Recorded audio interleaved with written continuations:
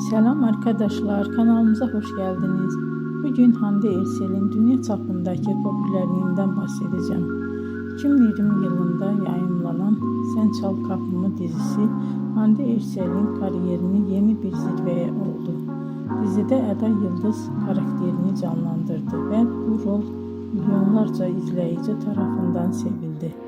Dizi kısa sürede Türkiye'nin dışına yayıldı ve birçok ülkede yayınlandı. Böylece Hande Erçel uluslararası bir televizyon yıldızına dönüştü. Aynı zamanda sosyal medyada da büyük bir popülerliğe ulaştı.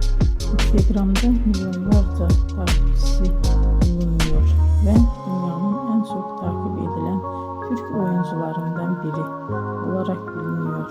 Bugün Hande Erçel yalnızca dizilerde değil, moda ve reklam dünyasında da sık sık karşımıza çıkıyor. İzlediğiniz için teşekkür ederim. Bir sonraki videoda görüşmek üzere. Hoşça kalın.